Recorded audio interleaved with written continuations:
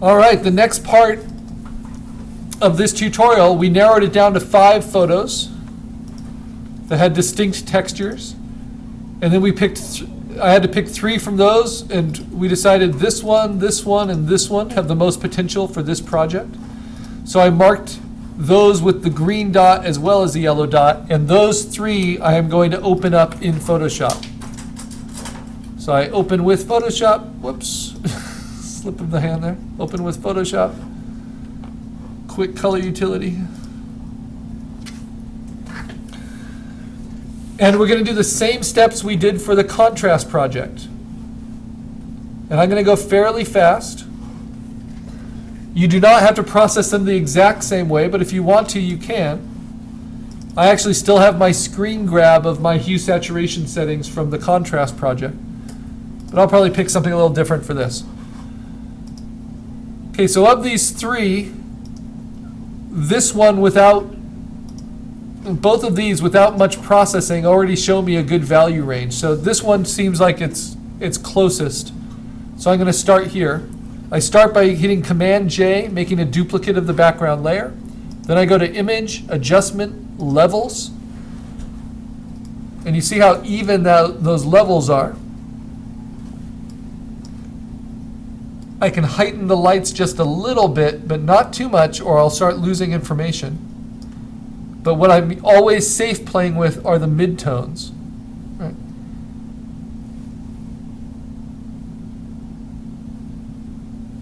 And I think I might just brighten the midtones just a bit. And I can use Command plus to kind of zoom in and see. And I want to make sure I definitely have the full texture in the exposure.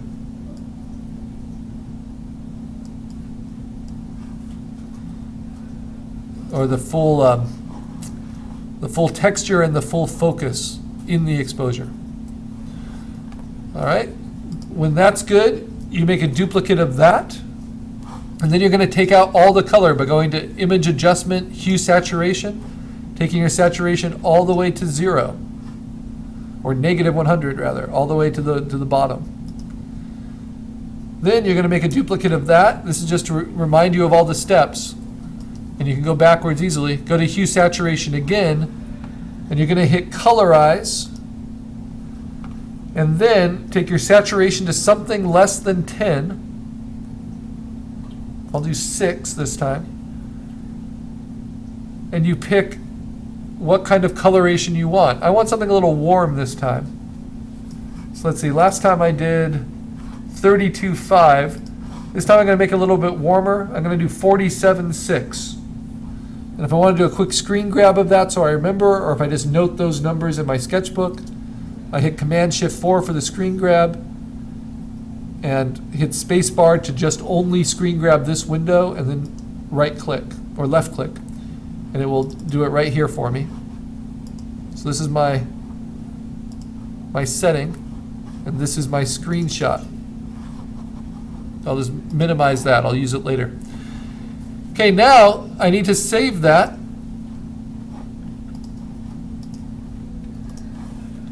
And I need to save it with my name, texture 1, as a PSD file before I crop it to the desktop. This allows me to have it processed, and I can get multiple different croppings from it if I want.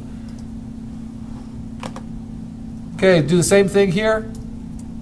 Command J makes a duplicate. Go to Levels, optimize the histogram.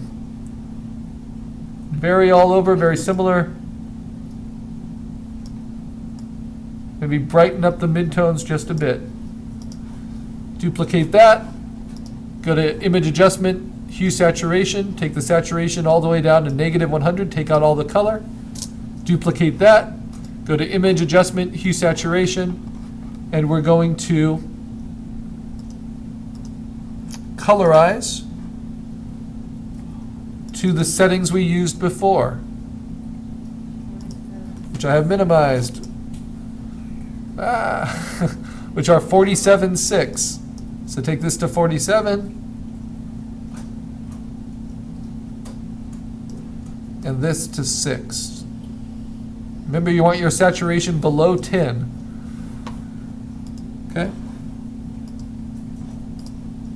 And I can kind of see, okay, I have this and I have this. All right, they look pretty distinct. Then I need to save this. My name, texture 2, as a PSD to the desktop. Good. Next, duplicate. Image adjustment, levels. This has more on the bright side, so I can actually deepen the shadows a little bit. And maybe brighten the midtones a tiny bit.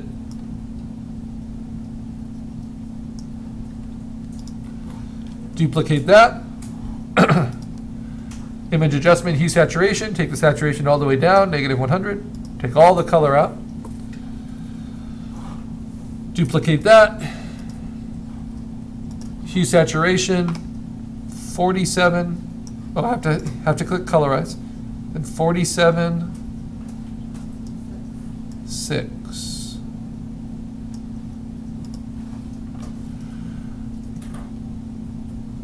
Very nice. And then I'm going to save this as Carl texture 3. The reason I save it before I crop it is because I don't want to put so much pressure on myself that I have to find the perfect cropping and can never go back. Okay, so now I'm going to look at these shots. I want to make sure I can see where the focus is strongest. The focus is strongest right in there. So I want to make sure that the strong focus is contained, because that's where you see a lot of the texture. I also like the focus right here. And so what I do with the cropping tool is I hold down Shift,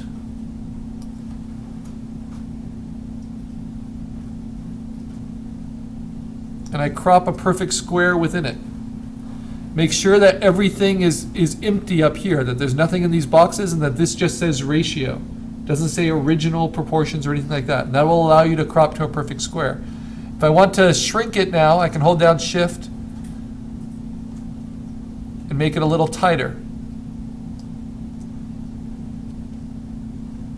And I can even rotate it if I think that helps. But in this case, I don't think that's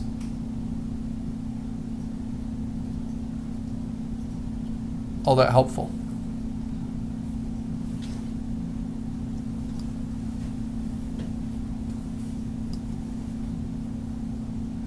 Now when I'm cropping, I just want to make sure there's nothing weird at the edges that's going to pull focus away from my textures.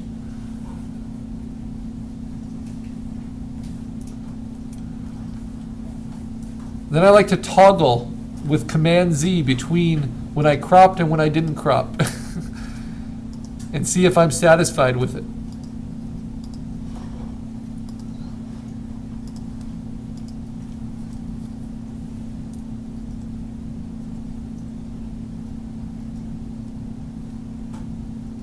And I think I want more of this value in there.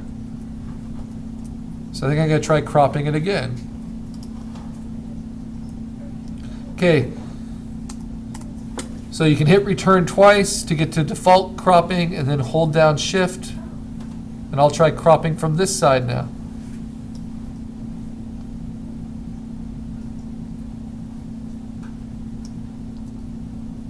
Yeah, I'm liking that more.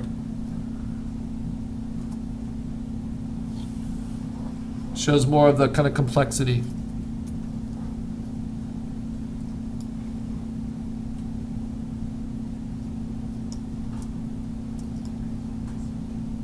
Squares are pretty unforgiving.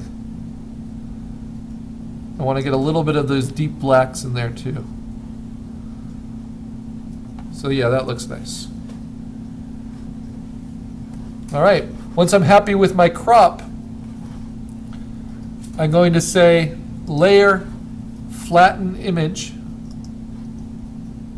Actually, before I do that, I want to make a duplicate of it. And then I want to check my levels again once I'm happy with my crop. And this will optimize my levels across just these pixels in this square. And mine look pretty good. They're pretty optimized. Because if I push them any more, I'm going to lose visual content. But I can always decide if I want to deepen or lighten my midtones. And in this case, I'm going to deepen them just a little bit. And you can always toggle on and off between your last step, make sure you're happy with that decision. So yeah, I'm good with that. So now I flatten it, layer, flatten image, and I go to image size. I want to make sure that resample is checked and that the width and height are exactly the same. And if they're not, I uncheck this and make them exactly the same because they should be close. I'm going to make them 3 inches by 3 inches by 350 pixels per inch. And you want it to go down in size from its original because then the computer doesn't have to make up any information. 3 by 3 by what? 3 by 3 inches by 350 pixels per inch. Make sure this doesn't say pixels. It says inches and that the resolution is pixels per inch. And so all of our photos will be 1050 pixels by 1050 pixels, which when we view at actual size is quite large. And you can see all of those finely detailed in-focus textures. Can't believe how clean that headlight was. The person was actually in the car, so that was a little embarrassing, but I got the shot. Okay, move over to the next one. Same thing. Oh, I'm not done, sorry. I flattened it, I optimized it. Now I need to save it as my cropped version. I don't want to overwrite my uncropped one. So I'm going to say save as, and I call this Carl Crop. And I can just call it Carl Crop 3. And save that. But remember, this is now flattened. It's just one layer, and that's important. I'll leave it open. Move over to this next one. First, I got to find my cropping on the crop tool, hit return twice to set it back to its defaults. I'll zoom in to find where focus is best.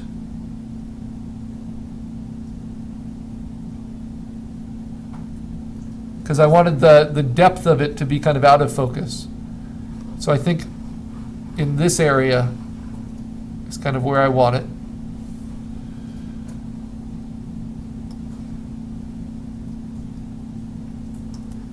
I'll stay pretty large to begin with.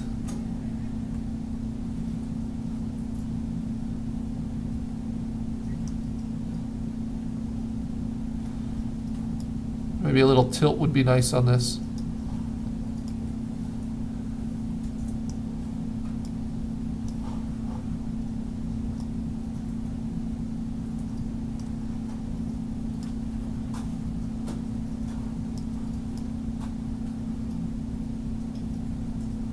Finding good square compositions can actually be tremendously challenging because they're hard to plan for in a rectangular viewfinder. They are fun to search for in your photos.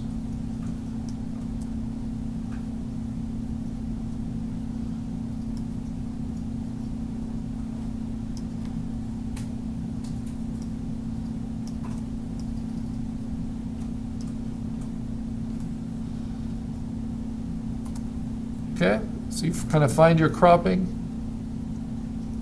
Make sure that you have areas of good focus in there to really showcase the texture, kind of the brittleness of this texture. See how that works with my other one. Yep, very different. And now I want to make a duplicate of it, Command J, and I want to optimize its levels, especially its midtones.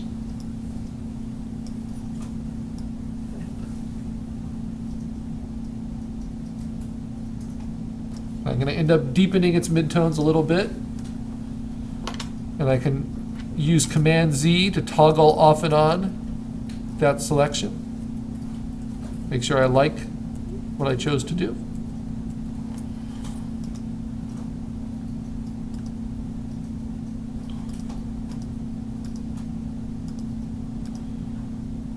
Yeah, fair enough. All right.